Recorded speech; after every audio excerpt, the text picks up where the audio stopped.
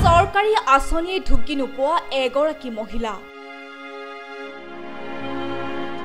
দেখিলেই দুখ লাগিব আপোনাৰ প্ৰশ্ন হ'ব চৰকাৰী আঁচনিসমূহ সকলো যোগ্য ব্যক্তিয়ে লাভ কৰিছেনে টিয়ক জগতুৱাৰ বামুণ চাহবাগিচাৰ এইগৰাকী মালতী ভূঞা আজিলৈ চৰকাৰী আঁচনিয়ে ঢুকি পোৱা নাই মহিলাগৰাকী অৰুণোদয় আঁচনি লাখপতি বাইদেউ আঁচনিটো দূৰৰে কথা চৰকাৰী বিনামূলীয়া ৰেচনৰ পৰা বঞ্চিত মহিলাগৰাকী লাভ কৰা নাই এটা চৰকাৰী ঘৰু মহিলাগৰাকীয়ে বাস কৰে এটা জৰাজীৰ্ণ ঘৰত এজাক বৰষুণ দিলে ঘৰত হাহাকাৰ পৰিস্থিতিৰ সৃষ্টি হয় চৰকাৰলৈ বিনম্ৰ অনুৰোধ মালতীৰ যাতে চৰকাৰী ঘৰ আৰু বিনামূলীয়া ৰেচন প্ৰদান কৰে শ্ৰীমতী মালতী ভূঞা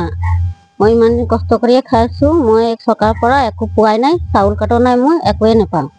এৰকম এনেকুৱা মই ৰৈ আছো লৰা ছোৱালী ৰৈ আপুনি চৰকাৰৰ পৰা ৰেচন কাৰ্ড পাইছে নে নাই পোৱা আপোনাৰ আধাৰ কাৰ্ড আছে নে বনাই আছে আহিব আপোনাৰ ঘৰ পালে নে নাই পোৱা চৰকাৰৰ পৰা আপোনাৰ যি লেট্ৰিন দিছে লেট্ৰিন পাইছে নেকি আপুনি আগত পাইছিল এতিয়া নাই পোৱা আপুনি মানে একোৱে পোৱা নাই সুবিধা নাই আপুনি চৰকাৰক কি ক'ব ইয়াৰ বিৰুদ্ধে কি ক'ম আৰু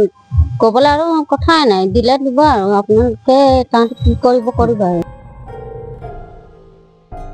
এতিয়া প্ৰশ্ন হয় মালতী ভূঞাই বাস কৰা গাঁও পঞ্চায়তৰ বিষয়ববীয়াসকলৰ ইমান দিনে দৃষ্টিগোচৰ নহলেই নে বিষয়টো